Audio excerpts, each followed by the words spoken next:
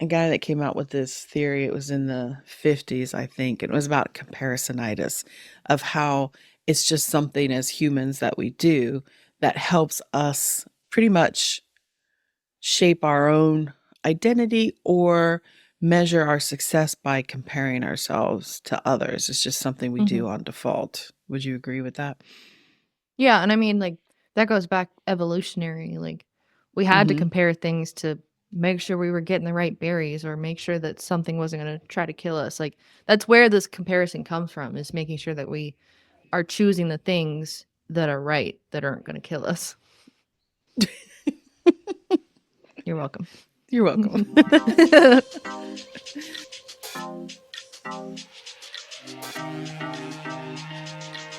Human Design reveals who you are energetically and who you came here to be. I'm Dana, your Human Design guide. And I'm Haley, on this journey with you to uncover the power of human design. Together, we're here to explore how embracing your authentic self is the ultimate path to a life of more freedom and fulfillment. Welcome to the Human Design Hive podcast. Let's get into it. Well, hello there, Haley. How you doing?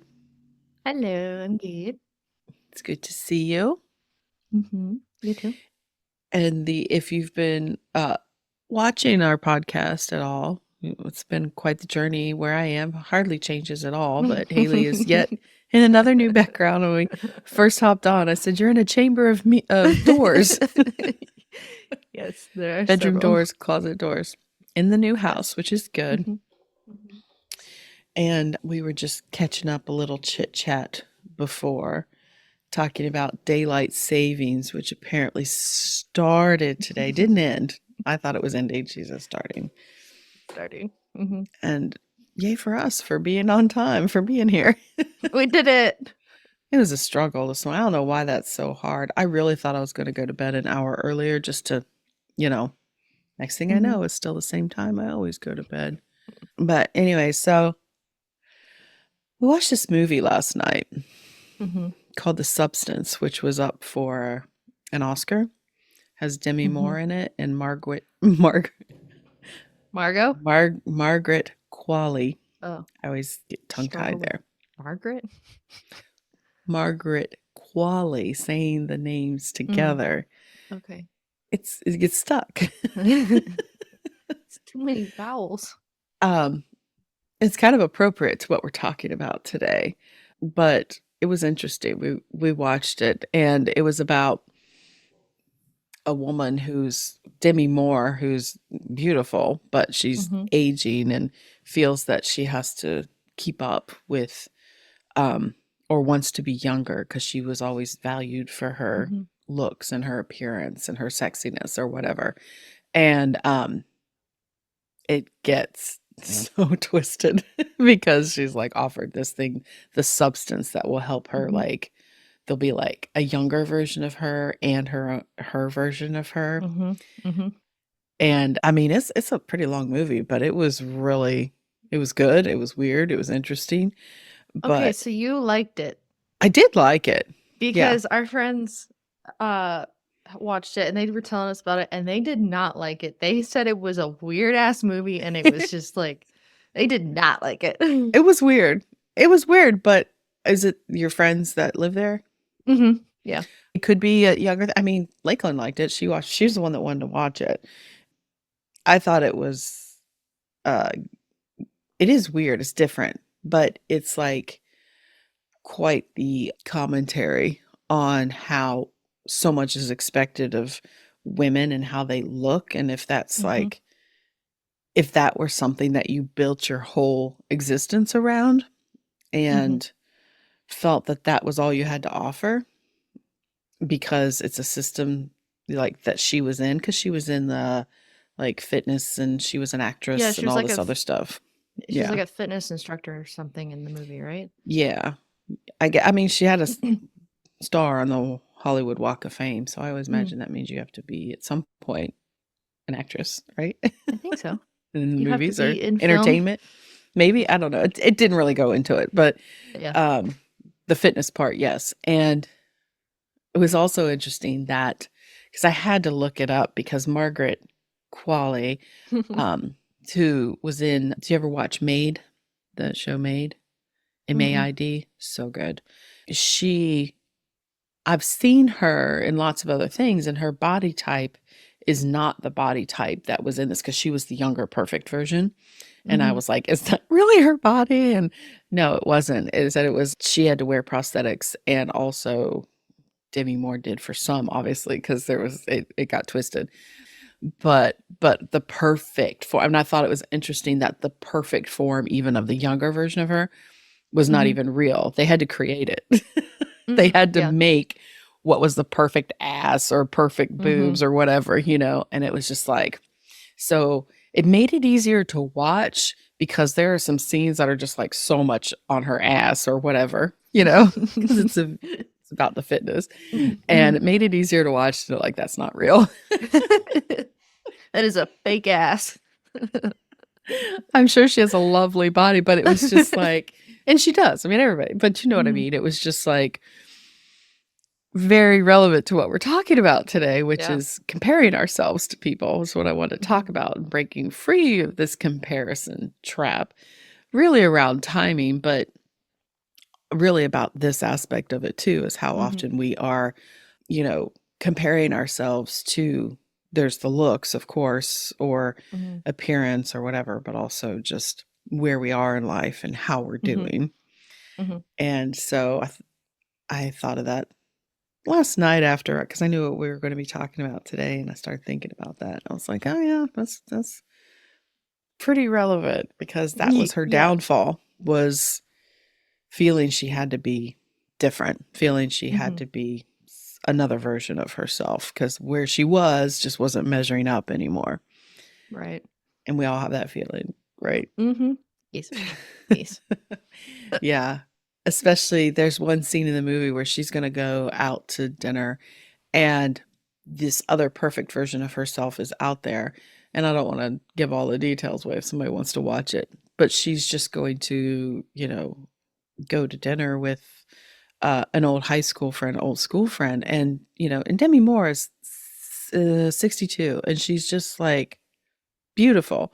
And she's getting ready, and she looks at herself in the mirror, and she looks good. And then she catches a glimpse of the billboard of her newer self, and she starts comparing herself to herself.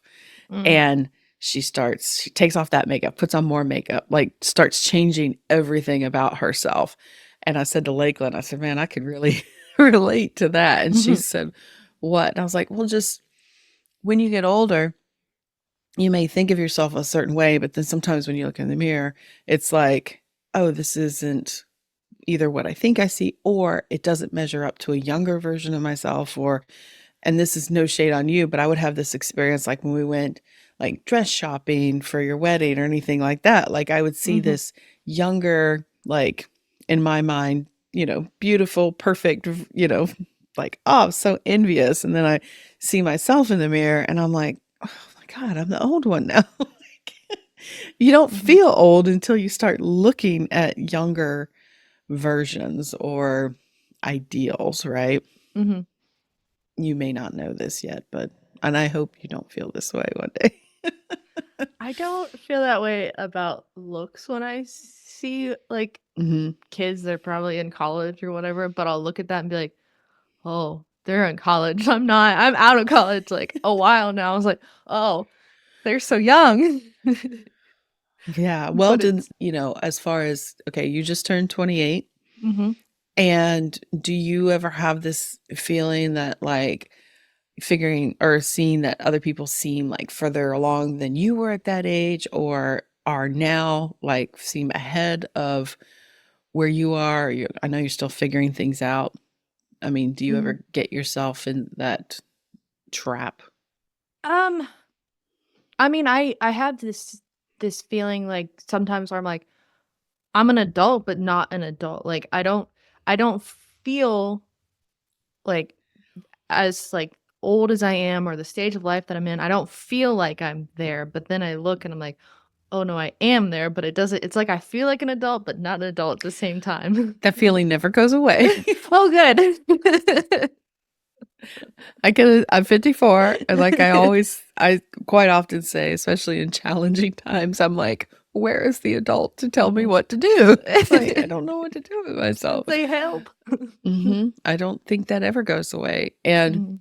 which I think can eventually, I mean, depending on what you're doing with your life, when I was thinking about older than me, let's say older people, that maybe are past a point where they feel like they're going to start anything new or do anything in their life, Mhm.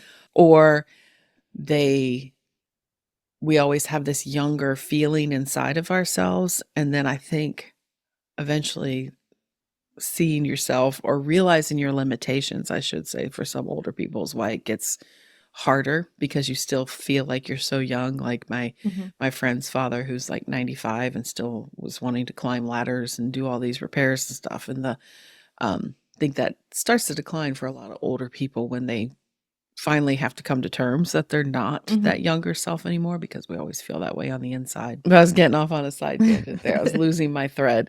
So back to what I wanted to talk about was feeling comparing ourselves to others and where we might perceive they are, where we perceive where we are. And, considering that maybe we're getting it wrong. We're setting ourselves up. There was a guy that came out with this theory. It was in the 50s, I think. It was about comparisonitis, of how it's just something as humans that we do that helps us pretty much shape our own identity or measure our success by comparing ourselves to others. It's just something we Mhm. do on default. Would you agree with that? Yeah, and I mean, like, that goes back evolutionary, like, we had to Mhm. compare things to make sure we were getting the right berries or make sure that something wasn't gonna try to kill us, like, that's where this comparison comes from, is making sure that we are choosing the things that are right, that aren't gonna kill us. You're welcome. You're welcome. But, I'm guilty of, I mean, I'm constantly in a state of comparison. Like, it is such a default, um, program running in the background, which is funny because as I was kind of doing my, prep for this episode, and I was looking up the term comparisonitis. Mhm. And as I was doing that, there's somebody that has written a book called Comparisonitis, and she's pretty famous in the like self-help business kind of world.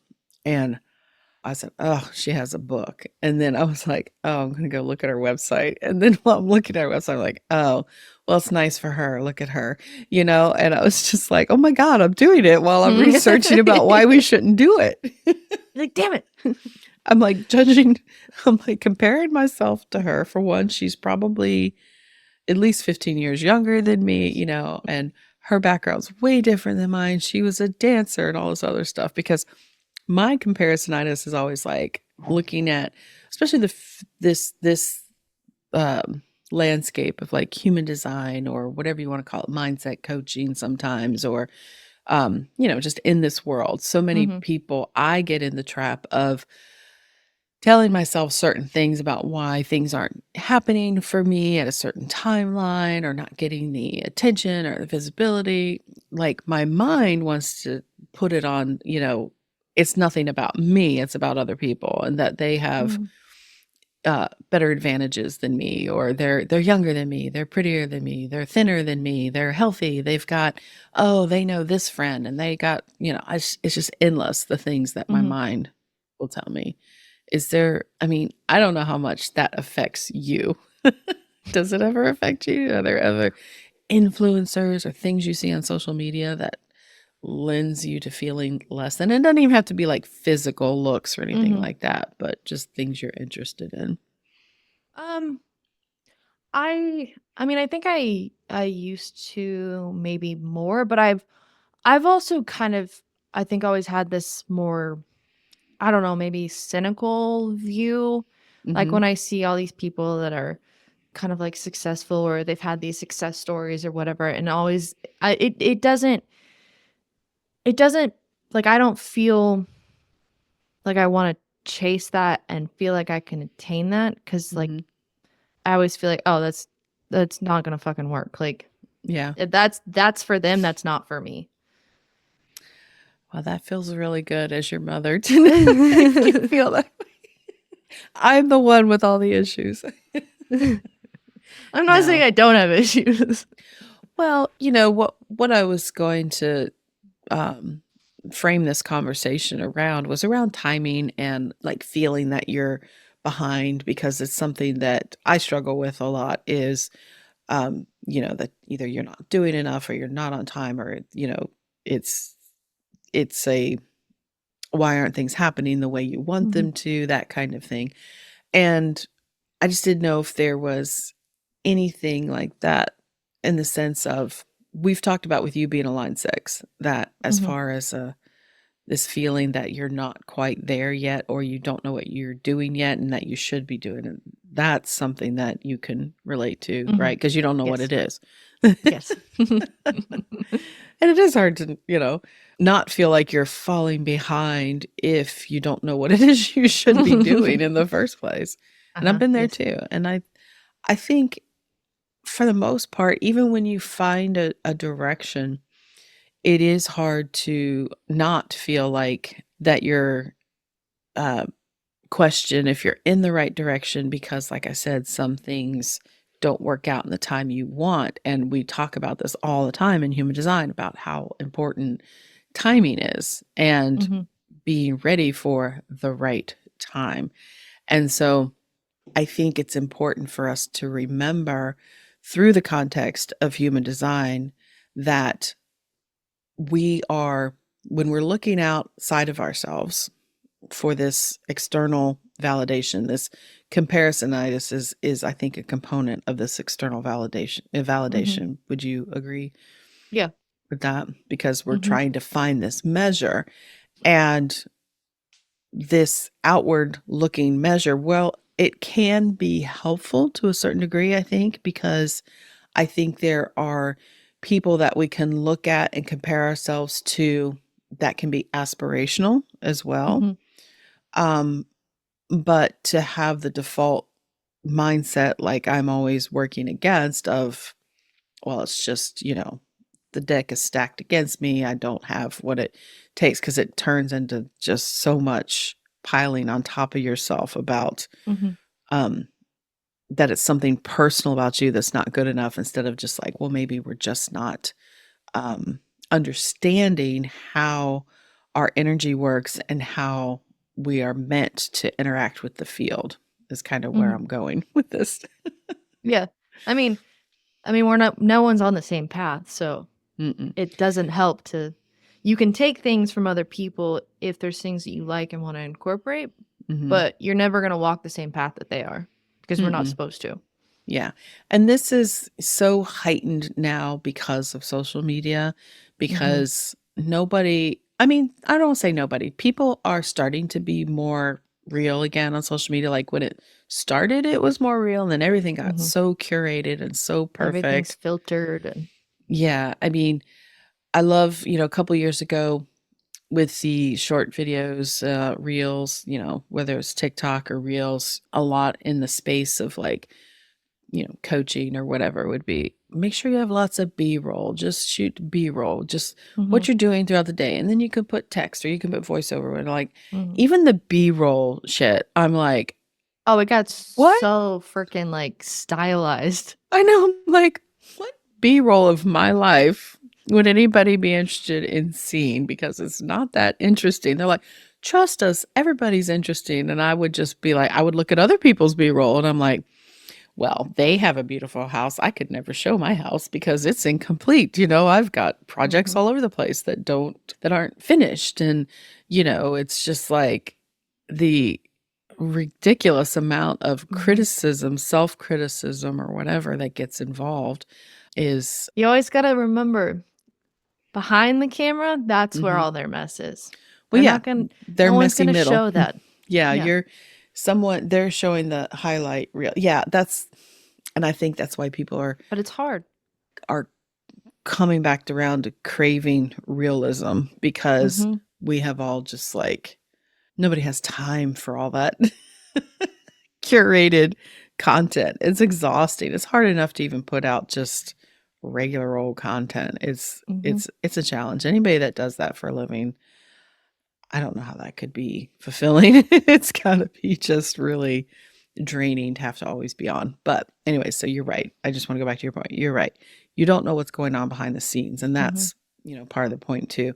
And, there's also off of social media, there are certain expectations, societal expectations that we learn right away. I'm guilty of it. I've passed them along. They've been passed along to me of, that life should follow this certain timeline, right? Mhm. I mean, you've done pretty good. You've got you've done pretty good according to the societal timeline, Mhm. which, go to school, get a good job, if you're a woman, get married. Maybe if a man, it's not as expected, but what? You're No, I'm like, just you no, it's just thinking bought the about house, you sold the house, you've moved a yeah. lot, you're back in a house, but stage, well, if you ever wanted to have kids, and then there'd be after that, everybody's like, oh, well, life's done, retire. Say, It's a "Oh, terrible okay." timeline. Yeah. And that's another area where I don't I don't feel like I have followed that. I mean, I have in a way, but like I'm a college dropout. I did get married way earlier than I ever thought I would, but I followed that, path. But going back to that, where is the grown up in the room? I feel that all the time in my life because your dad and I, neither one of us had like careers as far as working, a corporate job or with a company for a long time, kind of running that entrepreneurial route with your Mhm. dad and And even self-employment. even that entrepreneurial adventure was like still not even the most So traditional. so unconventional. Like who would build a life around a beach business is You like know what? I had an awesome childhood. well, I'm glad we did enough masking to be like it's great. Well, I give a lot of that credit to your dad because it was his joy, his for a while. It's what he wanted to do. Mhm. And you guys were my job. So, and the business, but you were my focus. But anyways, so let's get back to the topic. So, if we think about, you know, what we've been taught, how we've been taught, what is expected of us, what is an appropriate measure of success, what is a appropriate timeline, what is outward trappings of what does it look like to be successful? Like Mhm. part of what we're doing here to help break that down, to maybe pull that apart and look at it and Mhm. be like, well, that's just an accepted view. And we're so in a um, time frame or paradigm or whatever we're shifting into of breaking that down and being like, Mhm. well, no, we're not all the same people. We're not all on the same timelines. We're not all going to have the same measures of success, right? Mhm.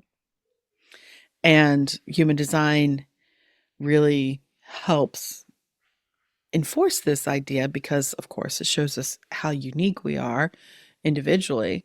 But I think even at the top level, it can help us start to dismantle this idea of that we should be in a certain place or should be doing things a certain way because from the very top, if you're just looking at type, shows us that no, we don't all do things the same way, Mhm. right? Yeah, we're not supposed to. That would be very boring, as we've said many times. Many, many times. But we all experience the pressure of feeling like we should be more. But Mhm. like if we look at just like generators and manifesting generators, there could be this pressure of feeling that they are behind or not measuring up because they just, this is me, can't motivate themselves to do the same things that other people do, Mhm. and or get themselves to enjoy going to work every day, doing the thing, like feeling really, really bogged down in life. And this is a large part of the population. Mhm. And which is why also Raw always said just wish the generators could all wake up and just like follow their type and strategy. The world would be a happier place because generators are meant to enjoy the work they do. I think we all Yeah. should, Yeah. you know? But if they aren't doing what they like doing, I can tell you from experience of my entire life, you feel definitely out of sync with the rest of the world, or you just feel like you're just not enough or not doing it right, I should say, Mhm. or you're not like everybody else. But then if you really knew that most of the people around you felt that same way, but maybe You're they're like, not "Oh." questioning it, you know, Yeah. because I mean, questioning. Mhm. it's everyone it and this is also, I think, due to social media, like, people can feel like no one else feels the way that they do, but then you actually go and talk to people and you realize how often people will feel the same way that you do. Mhm. And Yeah. it's like, "Oh, I'm not alone." I was reading, as I said, as I was kind of digging into this topic, a blog that somebody wrote about how, she had been falling into this trap herself, and that she was in these Facebook groups with these entrepreneurs. And I'm seeing this a lot more too. I don't think this was a recent blog post, but I'm seeing it a lot you see it on Threads and some other places where people are being a little bit more honest, or maybe they're just using it as another marketing tactic. I don't know. But, but it's once one person opens up and is like, I'm telling you, I feel like I should have it all figured out by now. I don't know what I'm doing. I feel like I don't even know if I'm on the right path anymore. Should I just like chuck it all in? And Mhm. once one person says that, she was saying it was somebody that she was in a group with that was kind of well known in her space, and from the outside looked successful and all this other stuff. People probably compared themselves to her. But when she opened the gate and said, I don't know what I'm doing or if I even like doing this anymore, Mhm. she said right away, soon there was like this flood of other people that were kind of in her same sphere of just like, I know what you mean. Like, I don't Mhm. feel it. And this is so huge, I think, for especially generator types, because that's going against our type. If we're doing things that don't light us up, then Mhm. we start giving away our power to things that we don't need to, right? Right. Mhm. And, you know, I think, and I'm just speaking from my experience as a generator, you can tell me about your projectorness in a minute. It's interesting that we've also been led to believe that we have to have this like 5-year plan, 10-year plan. Like we have to know where our life is going, right? Mhm. And Mhm. I My think husband loves those. I know. And it's good to have like a general idea. And Mhm. I think the more you can generalize that, as far as maybe not the actual specifics of a thing, but like Mhm. how you want your life to flow, or the kind of experiences you want in your life, is okay. But as Mhm. generators, sacral types, we're meant to follow that sacral response. And what we fall into a trap to because of society is believing that we have to have this goal, this path. And if we deviate from the original path, then we Mhm. are wrong, especially Complete manifesting screw generators. ups. Yeah, especially manifesting generators, because they're constantly going to be like, oh, wait, this is a different way I could go here, Mhm. here, here. That you start to believe in yourself that there's like, well, why can't I just like stay in this direction? It's because life keeps bringing you opportunities or things to respond to, I think, based on where you are right now. So it's like, okay, I'm right now, I made this choice. This felt good. Okay. Mhm. It's going to bring you new things depending on where you are. Does that make sense? Yeah. Because there is no like, there is it's not really linear, but also I was watching this guy give this talk the other day, and it just came across my feed saying how Mhm. every, you're making like billions of choices every second. I don't know about that, but that every time you make a choice, it's like a new timeline, Mhm. right? And so Mhm. that's how you could like jump into a new reality, because if you suddenly make a different choice then that's different than what you normally would do, then it's going to put you in another reality. Does that make sense?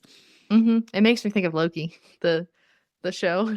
Mhm. But something I You wanted to mean the show I jumped all the way to the end of end of the series the season and watched the last episode Sorry, and that was went my fault.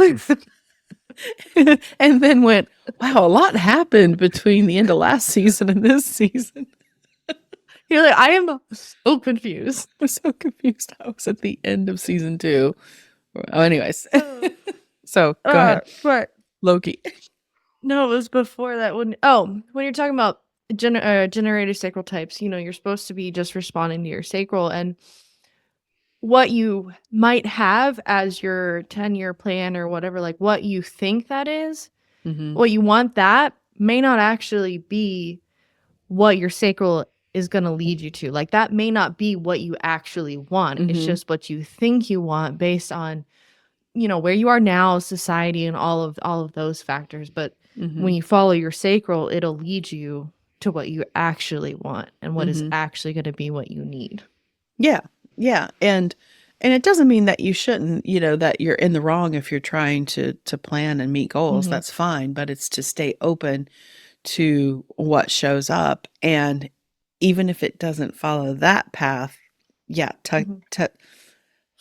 getting in touch with that sacral response and trusting that it's going to lead you where you do want to go, but it may not be the route that you think you're supposed to take. Mm-hmm. Yeah. And I mean, from my own experience, like I said, my life looking back has been like, in the moment while I'm finding new things to respond to, I have definitely carried around this sense of almost like shame of that uh, I just start new things and then I don't finish them. I mean, Flaky. I'm not a manifesting generator, but I did follow things that I thought, oh, this is the thing. Oh, this was the thing. And then I just lose interest in it after a while. Or maybe, yeah, kind of lose interest, knew it was valuable, but didn't keep pursuing it. And now Mm-hmm. through human design, I'm like, oh, I've just been collecting lots of tools that once I came back to human design, saw that this was, looking in hindsight at your life is brilliant to be like, oh, now I understand why I've been collecting all these different skills or talents or interests because they are informing the one thing that I'm really interested in. But even Mm-hmm. that's not just one thing, it's like lots of things, but sorry. Mm-hmm. So I can definitely, uh, and even though I'm in this space and I can have that hindsight, it still doesn't like solve all my problems and feel like I have it all figured out. I still can feel like, what's the next move? And having to Mm-hmm. trust my own um, timing as a generator is really difficult because you always want to be moving forward and initiating. Mm-hmm. Projectors we all like to initiate whatever it is whatever it is that's not our inherent, type, we're always feeling Mm-hmm. like we should be doing more, Mm-hmm. initiating. So Yeah. for projectors, one of the biggest areas projectors tend to maybe tell me compare themselves to others is in your energy levels, perhaps. Mm-hmm. Mm-hmm. Would you Yeah. agree that Yeah. um do you ever feel like do you ever feel like not say you wish, but do you had maybe even before you came to your human design knowledge, because I think you've got a pretty good handle on it now of understanding how you're meant to kind of interact in the field. Mm-hmm. But before that, before you came to this knowledge, did you ever put yourself in that position of wondering why you just couldn't like push through certain times, like, because I know you have energy, you are an energy Mm-hmm. projector, but did you find yourself feeling lacking, not measuring up energy wise? It's like, do you know what I'm trying to say? Mm-hmm. Yeah. I mean, I think about like I was when I was in high school and like living still at home, like Mm-hmm. we've said, I was probably one of the most busy person in the house. Like I was always doing things. I've looking back on that now, I a lot of times it was like this, and I still feel this sometimes too, like this pressure that I have to be doing something. I have to be Mm-hmm. doing something. Like a lot of times, like if we've been doing things like in the around the house, like me and Presley, and like we still have things to do. Like he'll be kind of done with his day and like go down and play video games. I'm like, oh, I gotta do these couple last things before I can give myself time to sit and do what I actually want to do. Because like I feel Mm-hmm. like I have to get these things done. Mm-hmm.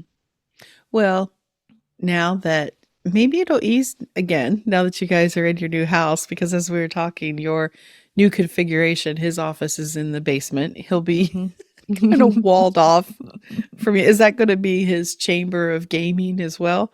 Yes. Yeah. His man cave. There'll be more because you guys were in quite a small space of Hmm. your, 2-bedroom apartment for the last, like Hmm. you said, almost 2 years. That you Hmm. might have more space now to kind of that dissipate a little bit, Hmm. maybe, throughout the day, which is, good.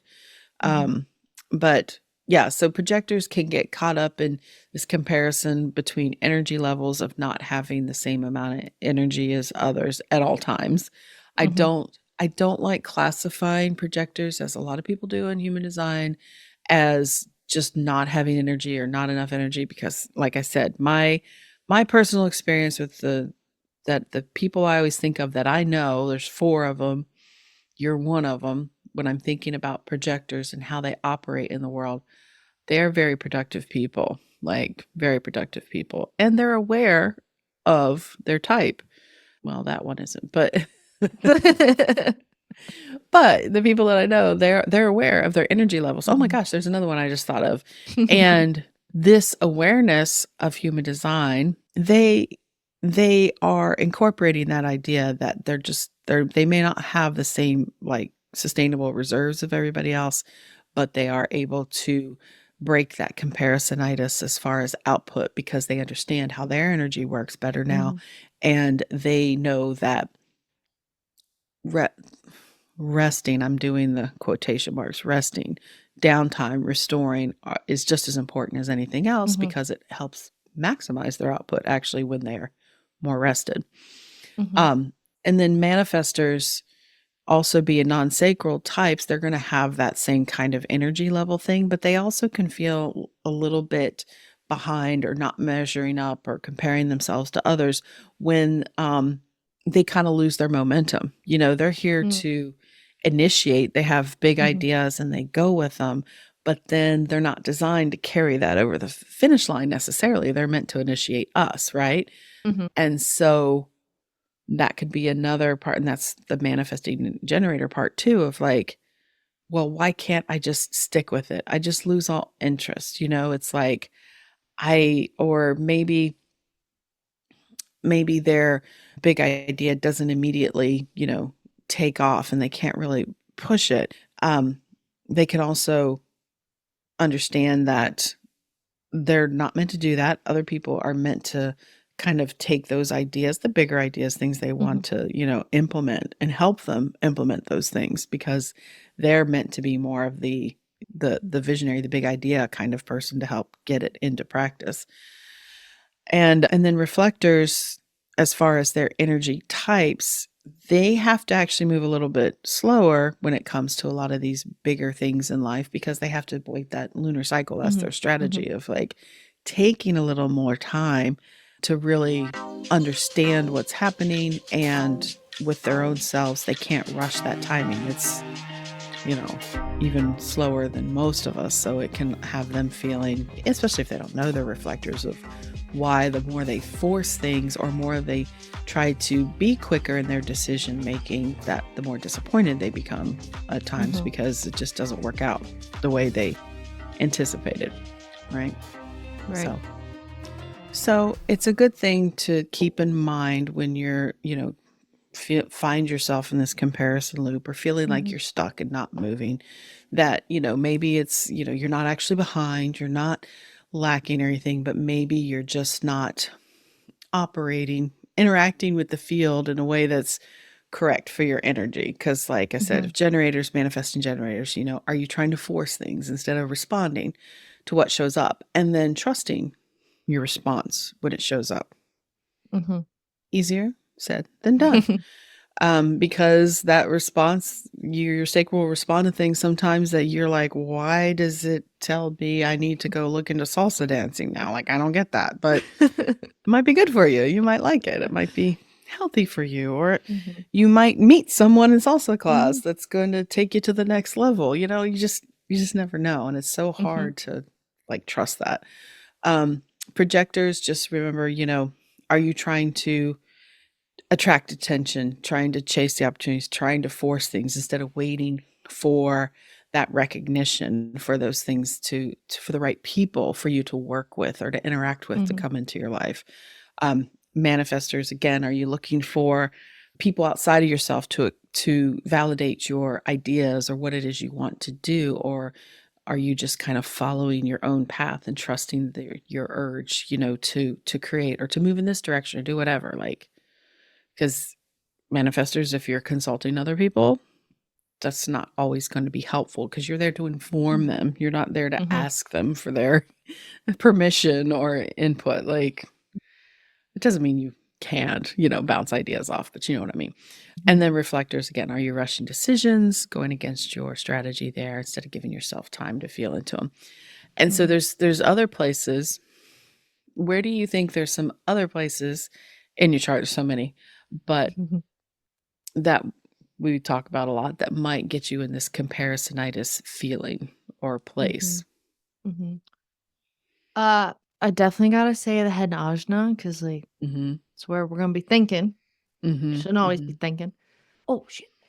Uh, my armrest moved, and then I feel like the heart, the G center, like Mm. that. I feel like there can be and I know this personally. Like there can be a lot of comparison and feeling of lack there because Mhm. when you don't feel your direction, it can feel like everyone else. Undefined. Yeah, Undefined. undefined. Mhm. It can feel like everyone else knows it and you don't. Interesting. Mhm. Um, yeah, it's interesting that the ones you pointed out there, definitely head and nausea, as you said, because you have those defined, which is interesting, Mhm. and I don't have a defined head, but I do have a defined G, you do not. But really, most of our open centers, because we talk about this a lot in human design, which is your open centers are the places where you're most impacted Mhm. um, by others, because those are the Mhm. areas we are meant to explore the world through other people's experiences. We are open in those areas, so we are receiving how they might experience it, right? Mhm. And so the open head, particularly, is we talk about how the head is a pressure center, Mhm. and it can create with the open head this pressure to know the right answers, to have the answers, to know which direction to think, even to know which way to go, Mhm. and can create a lot of mental pressure. Like, especially if you have open ajna too, that's always looking the ajna is always looking for certainty. It's always, Mhm. has a certain way of, if it's defined, of thinking or ways of thinking, depending on how you're defined. And when you don't feel consistent there, you can definitely fall into a trap when you're undefined of believing that everybody else has it all figured out. Everybody Mhm. else knows. Like I could say, your dad has an undefined ajna, and he believes that there is something lacking in himself because he doesn't always retain information in the same way that other people do. Like, he believes Mhm. he's gotten this conditioning throughout his life of believing that there are people who can remember things and there are people who can't, right? Mhm. And he's one of those that can't. That's what he believes. And so he tells himself that story. It makes me crazy because I forget a lot of things too, but I have a defined ajna. Mhm. Um, but it's really more of, that's one of his areas, his gifts is having that open head and ajna, because it allows him to see things in lots of different ways, experience Mhm. how other people think and conceptualize and do things. And he's brilliant at it, right? But Mhm. all he feels is the lack part of it, that Mhm. he can't, it's not sticky. You know what I Mhm. mean? But it's Yeah. meant to be I mean, sticky. it's it's harder to Meant see. to not be sticky, sorry. Yeah, it's harder to see the things we're good at than it is to see the things we feel lacking in. Mm-hmm. Well, yeah, because Because that's going to create more of a yeah. sense of lacking. Hmm. I mean, if you also think about like when you experience things, and if you're more likely to remember the negative things that you experience than the positive things. So it can always Mm-hmm. feel like the negative is way bigger than the positive. That's what I always tell your dad about, because he would say, "Well, I don't remember anything about my childhood." He'll say that, right? Oh, And I'm like, a lot of people no. don't, I don't. because things that I saw that were like happy memories, I don't even know that they're my memories. They were things that I saw in pictures or Yep. things my family told me about, or we saw home movies. Hmm. But what you can remember are the negative things, bad things that happen in your Hmm. mind, because I can't remember everything, but I can remember. And I don't even know how old I was, but I always go back to this one memory of being really young, really young. And I don't know why, but my sister was there. She's 4.5 years older than me. Still, we were too young to be out and around as kids, but things were different then. But I just remember I was maybe 4 or 5. I was young. And Jeez. we were all out somewhere exploring, group of kids. And I had to go to the bathroom and there was no bathroom. And I ended up like peeing my pants. I was so little. And you remember, you peed your pants in kindergarten, didn't you? Yes. And you remember, see, right now, even that memory, you're like, yes. But that's such a like, those are the little things that aren't that big of a deal, but as a kid, it's horrible. It's horrible. Fucking I mean, leprechaun. I'd be embarrassed now if I peed my pants too. But but I'd say to my husband, I was like, that's great that you don't have that many memories. You must have had a really happy childhood. You didn't have anything to like scar you that early in life. But I think if we look back, we have a few, don't you? Yeah. Yeah. I mean, I can remember a time hanging out with the neighborhood kids. I don't know, probably middle school age somewhere. Hmm. And I remember I was riding, it was daddy's bike, so it was too big for me. And we were riding bikes around the neighborhood. And I remember I fell and I scraped up the palms of my hands. Mm. And so, like, I remember that, but I don't remember all the other times that we just had fun riding bikes around their neighborhood because Hmm. that one had like a big physical reaction to it. So, like, Hmm. and of course, I cried in front of all the guys. Sorry, they were all afraid of me. It's fine. They were. They've told me they were afraid of me growing up. Why? I was a little Sure, tough. girl. You're smart. You're a little bossy. I am. Your projector was coming out. That is funny. It's true though. Yeah, the Mhm, things we remember. But that's off topic. But basically it was like when you feel like you're not measuring up because your brain maybe doesn't operate the same mhm, way, or your energy is just not, if you're open in those areas. And then the G center, like you mentioned, for if it's undefined, the center of love and direction, especially that direction piece you were talking about. mhm, And again, this is kind of a misconception in a way, because and I think the way it's taught in human design is somewhat incorrect, because or it's maybe not nuanced enough. I won't say incorrect, but the idea that we teach, or that has been taught, that in the open centers or the undefined centers, you feel like you don't measure up in this certain way. That's true. That's true. mhm. But also when you're defined, it can also have its own, feelings of lack or not measuring up, because as far as the G center, you have this belief that everybody else has figured out their direction in life, Mhm. or they know where they're going, or even who Or they they know are. themselves. Yeah. Yeah. Yeah. Who they are. They know who they are. And it it feels lacking in the sense that, oh, I wish I had that. If somebody could just give that to me. Is that Mhm. what you think, that like there's some kind of switch that you would just like feel more grounded or know? Kind of, but it's like like I always I like when people like you've told me before, like things that you see in me that I don't see in myself, but Mhm. they're things that you see as me. Does that make Mhm. sense? But it's Mhm. like I can't see that, and then I see Presley, who has a defined G, and he looks and like feels like he knows himself. He knows like what direction he wants to go. And it's like, Mhm. I don't feel that. I don't know what it is that I want to do. And it feels like he knows it, like for Yeah. himself. Yeah, I think your husband's an enigma. Yes. And he just hasn't looked up long enough to see if, um, how he's doing. No, he's doing great.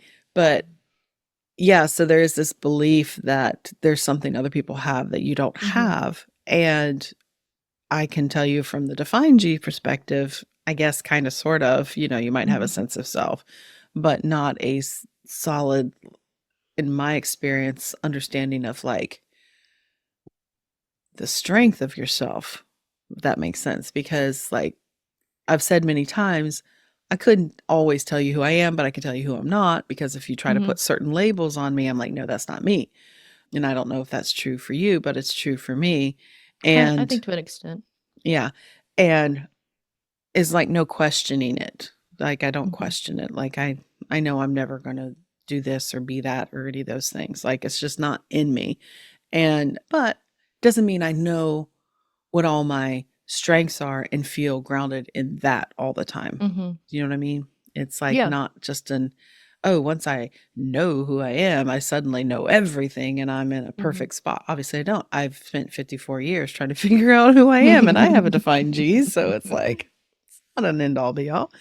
Uh-huh. Um, the other big spot, of course, big one, it is number one in the hierarchy of shadows in the human design system. Hmm. Is which center do you think being open or undefined? Is it the root? Nope. Oh, okay. Wait. Okay. Okay. It's not the root. Uh, I don't the sacral or Nope. the solar plexus. Solar plexus is number two, I believe, but Oh my god. um, Okay. the will Then it's center. between. I was gonna say it's between the will or the spleen at this point. It's the will center because, and it's such a small little center, It is but with its tiny. four gates, but it's all about the material world and the Mm. who we are. It's our ego center is what it's also, Yeah. in the traditional, like that's what they call it, ego center. But Hmm. I like calling it the will center. But that, with they say more people on the planet have it undefined than defined. It's very not very rare. It's more likely people are going to be undefined there. But that's the center of like worth and value, self-worth and value, and Mm-hmm. material wealth and value. It's like it's the center that shows us how our identity and who we feel we are and how we interact in the world measures up, what kind of value it has. And so that's a big one for most people, is to feel they're not measuring up if they have an undefined will center because they Mm-hmm. just can't, stick to it, or they can't see their own value. And Mm-hmm. that's a big one, and I know that that's a motivating one in my design as well. It's open, and it's something that I, uh, struggle with personally, but it's also in that sense of like, well, this is where you are meant to, gather, uh, input from others, how they Mm-hmm. experience it. And I'm completely open there. I have no gates activated there. And so I do think it is a strength that I can tap into that in other people and can help them see their worth and their value, because I don't have any gates that are filtering that information. So it's wide open. I can struggle with knowing what's valuable, but at the Mm-hmm. same time, like within myself, but at the same time, it also becomes like a superpower for me to be able to tap into that in other people, whether they're defined or undefined there. Does Mm-hmm. that make sense? Yeah. Mm-hmm. Anything to say about Yeah. that? No, well, it's just personally about my chart. I was looking at it, and I Mm-hmm. have of the four gates, I have one actually defined, Mm-hmm. but then all three of the other gates, I Mm-hmm. have the other side of them. So Mm. I have a lot reaching towards the will center, and I have one coming from the will center. So it Mm-hmm. is interesting. Mm-hmm. Wow. Hmm. So yeah, at any point those could be. And me and Presley, when we're together, we define each other's will. Like we make connection. I forget through which one, Yeah, but 'cause, 2551, I believe. possibly. Yeah. Channel of initiation. Because you have the 25 and he has the 51. Mhm. Mhm. Yeah. Mhm. Yeah. Yeah. Um, Now, we said this one wasn't in the hierarchy of the top one, but you did mention the root center. There's also Mhm. pressure there to feel like you're um, not, doing at the same pace as everyone else. You can't catch up. Your undefined root can pressurize you to feel like you have to do more and keep doing more and keep doing more, get it done, get it done, get it Mhm. done, Mm. pressure to do. So that's definitely another spot there. So um, really, if you are feeling that pressure, look at your chart. If you're comparing yourself to someone else's timeline or how they do things, getting really familiar with your chart, especially obviously your type, how you're meant to interact, but also where your definition is and what that looks like, and looking at the not self behaviors there of the open centers to see if you're falling into one of those. And that's one of the things I love about human design and breaking through a lot of these mindset traps is they are simplified to certain statements, but at the same time, it really helps you zero in because it can be like, oh, yeah, I'm doing that right now. Oh, yeah, Mhm. I tend to default into thinking that I have to get everything done, or that I always trying to prove my worth or value, or always trying to have all the answers, right? And then you're like, Mhm. oh, this is not necessarily somewhere that I'm lacking. I'm just acting out of these open centers and maybe that conditioning. And then you can start breaking that down and be like, okay, so if I'm doing that, then is that true? And then you can start breaking it apart by asking Mhm. yourself either certain questions or, you know, tapping on it, getting through some of these things that help you kind of peel back the layers of the onion, like we always said. And Mm. when I was first introduced to that concept about what your mind thinks, but what's really true in Mhm. reality, right? Yeah. It's like when you, because your mind is thinking this one thing, and then when you actually can see where it's coming from in your chart, Mm-hmm. it helps you to see that and be like, "Oh, why am I actually doing that? Why Mm-hmm. is it what is it about this situation that makes me feel like this?" It's like it gives you that the magnifying glass so you can really Mm-hmm. suss out the truth. Mm-hmm. Yeah. And to know that, and it's really such a great tool because when you can tap into that part of it, and then you can have this sense of like, okay, 'cause especially when you look at the center and its definition, but then if you also have this certain gates, like how those are supposed to express, or, setting aside the open parts of your chart and understanding that, this is going to be an area where I have to be a little more vigilant in my behaviors and changing maybe your Mhm. default behaviors and recognizing, because that's the first key is awareness. When you're aware you Mhm. have a problem, that you can then Mhm. do something about it. But in this instance, when you are aware of what your definition is and where it is that you're operating out of, that as soon as you find yourself comparing, oh, that might just be my open, will center is feeling undervalued.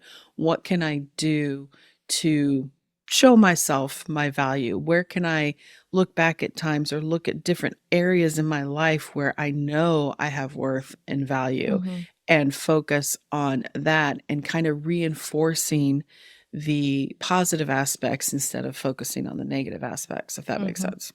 Absolutely. Yeah, absolutely. You're Thank you. welcome. Before we wrap this up, I do want to say that there are certain gates in your chart that, if you have them, can kind of trigger those feelings as well, Mhm. and to be aware of those because they can definitely have you feeling a little less than at times. A big one is Mhm. gate 48, which is, I mean, the inherent fear. It's a spleen gate. The inherent fear is the fear of inadequacy. Heavy And hitter.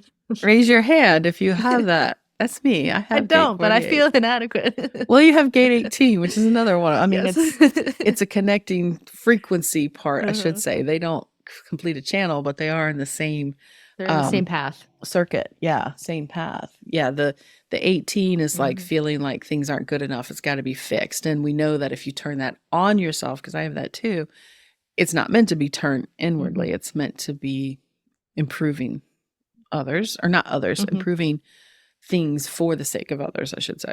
Things outside of yourself. Yeah. But the gate 48 is called the well, the depth. Like there is a lot of depth. It is that continuation of that 1858 of like knowing what needs to be corrected, having the ideas, but then you've got to be able to have a really solid understanding, go deep. There's a lot of refining in that circuitry of going over Mhm. and over again to make things, quote unquote, perfecting it. Mhm. But gate 48 is that depth of wisdom of knowing uh really to your core about what it is you're trying to master. And if you have that gate, like I said, the fear of inadequacy, that you'll never know enough and you can be Mhm. constantly always Mhm. trying to prepare yourself to know enough. And from experience and what I tell other people with this gate, chances are you know a lot more than you think you do. You just have to let it, you know, kind of just take that step forward Mhm. and, trust that that depth is there. There's also like starting gates in the human design chart. When I say starting gates, things that are kind of initiating energies. Mhm. Gate 41 is one that tends to, because it's Mm. wanting to start an experience, and it's Mhm. initiating. Also gate 53, just gate of starting things. It's like if you constantly have this pressure to be starting things but maybe not Mhm. finishing things, you can tend to feel that you're not measuring up, or you're not um or conversely, if you don't have 53, you feel like you can't get started, that other people can do things and you can't do. Just remind yourself of, look at your chart, where your strengths are, where your Mhm. definition is, and also your openness to show you where you might be operating out of instead. So, really, this comparisonitis, whatever you want to call it, is really just in your head. It's just a um, pattern you've picked up. It's a mental construct. It's just a default behavior that you can absolutely shift and move Mhm. and change. And human design becomes such a, great tool for that, because it, like you said, shows you where to look, right? Mhm. Yeah. So Yeah. just remember, you're not behind. You're following the timing that's meant for you, how you're built Mhm. to operate. That's key, is to really, really tap into your type, your strategy, and your authority, but really your type and strategy, to know that you are meant to operate in a certain way. And that if you follow that, you're always going to be in the right time. I mean, Mhm. sure, you can make mistakes, there can be deviations, but if you just get back to that and really getting in touch with how you are feeling and how you're wired, that's going to help mitigate some of that. It's a practice, just like yoga's a practice, or you want to get good at Mhm. something, you got to practice. This is a practice. And that's, the gift that human design gives you, is to show you that you don't have to rush, you don't have to force, you have to trust.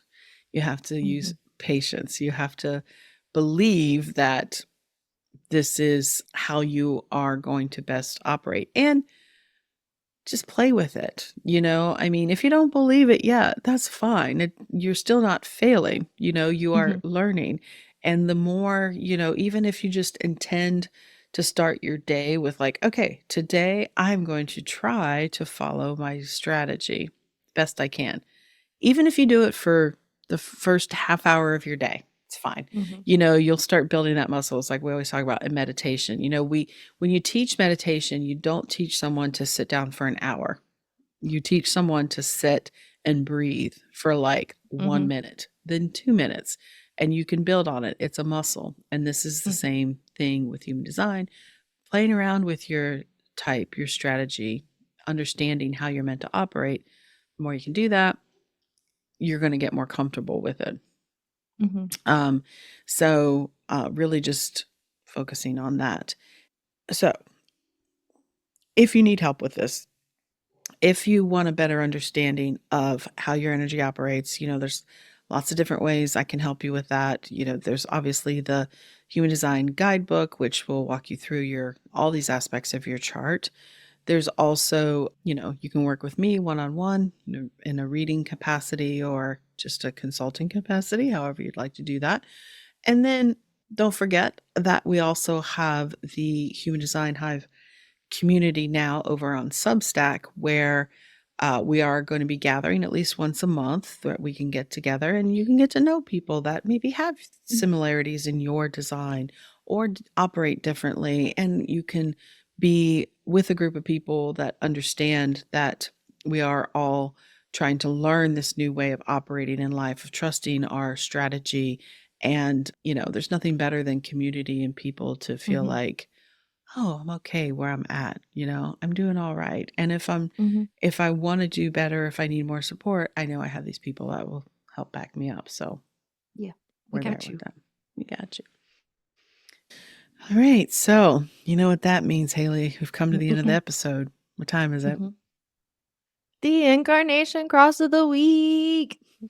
There we go. It's time for the incarnation cross of the week. Every episode, we try to highlight one incarnation cross in the human design system. There's 192 of them. Why do we like doing this, Haley?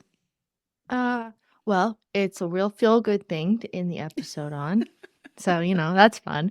But That's good. it's like, I don't know, it's one of the probably biggest overarching things in human design, I would say. Cause like it's there. It's what you're gonna bring into the room, whether you're aware of it or not. So hmm why not That's highlight right. it?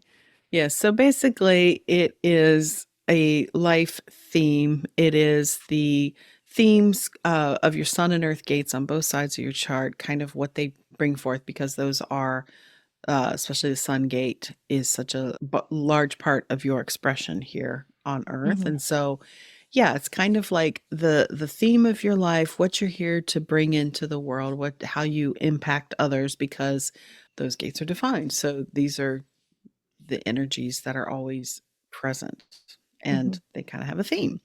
So this week we're looking at the left angle cross of education. Mm. Mhm. So on the personality side of your chart, the right side of your chart, the black numbers, you'll see the sun will be in gate 12. The earth will be in gate 12, caution. Thank The you. earth will be in gate 11, ideas. Mhm. And then on the left side of the chart, the design side of the chart, in red numbers, the sun will be in gate 25, which is spirit of the self. Mhm. And gate 46 is the earth gate, the determination of the self. So we have caution, ideas, spirit of the self, and determination of the self. Okay. hmm We'll see That's what happens. interesting. Let's see. Okay. Okay, so if you were born under the left angle cross of education, also, what does this mean if you're a left angle cross? So if it's a left angle cross, that means your profile starts with a 5 or a 6. Thank you very much, madam. Yes, Thank you. correct. So if you were born under the left angle cross of education, your purpose is to live in alignment with your deepest passions and to share this alignment in a way that ignites transformation in others. By stepping into the public eye, you can become a guide for those open to change, offering insights that help people connect with their own divine potential. You embody a spark of inspiration, reminding others of their natural connection to Source and guiding them toward greater states of well being and self awareness. Your role is to reveal the limitless potential within each person, empowering them to shed limiting beliefs, break painful cycles, and embrace new possibilities. As a teacher and a leader, you stand as a beacon of clarity and higher alignment, helping others rediscover their divine nature and the path to a more fulfilling, expansive life. Hell yeah. So That limitless potential. we all have it. Mm-hmm. We're here to explore it, and we're especially here to explore it. Yeah. It's kind of our jam. So, yeah, so we thank you all for listening today. I've enjoyed having this little conversation with you, Haley, and thank you Mm-hmm. for offering your insights. Anything else you'd like to say before we leave? Mm. We love you. Oh, so sweet. Well, I love you. And make sure you sign up on Substack so you can get our emails about that community call because we'd also love to meet you. So, Peace. on that note, bye for now, Haley. Bye.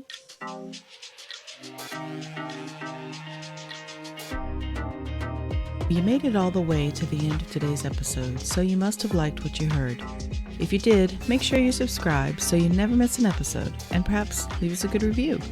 And if you know someone who wants to dig into all things human design with us, make sure you share the Human Design Hive podcast with them.